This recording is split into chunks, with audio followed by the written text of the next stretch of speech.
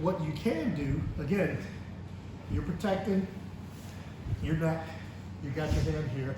If you can bounce enough to get your elbow in, just wedge your elbow in. So now, he's holding super tight, but now I've got my elbow in. Once my elbow is in, I can make space by pushing my hips out. I've got my grip, I can bring the knee in, and I can still turn back into him again.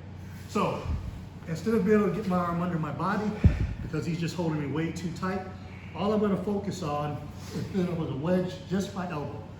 Once I get my elbow in, hold as tight as you can, I can make space. Because I'm not fighting to push here, I'm pushing my hips away.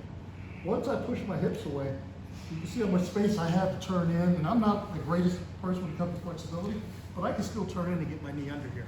So that's the difference there, is if he is super tight here, you're not gonna get your arm under your body. Because every time you go to move, he pulls in, kind of like he's shrink wrapping almost. But you can wedge your elbow. And once you get your elbow in, and it may take a second, but once you get your elbow in, then you can make some space, get your leg through, turn, and you're back to the same position from here. All right? The other thing that he can do, we're going to talk about real quick, is if he feels me trying to, he may think I'm trying to hip escape or something, so he drops this knee. So he gets heavy on that knee there. So now, super heavy.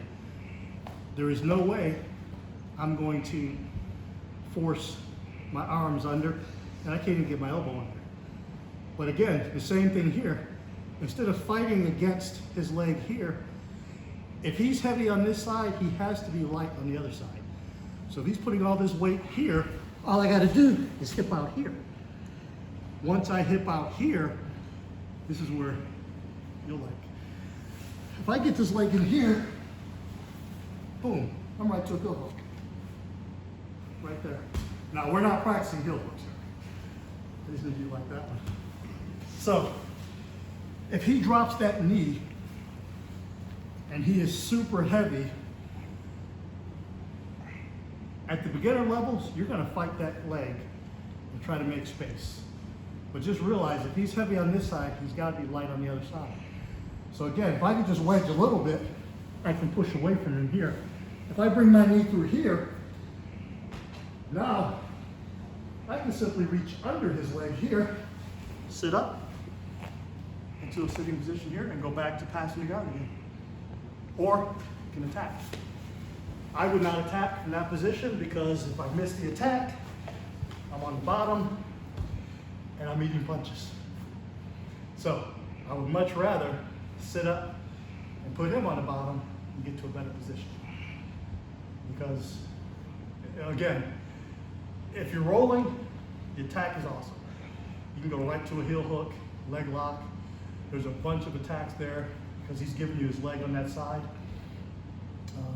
Self-defense situation, sit up, make space, get away, or attack. Just depends.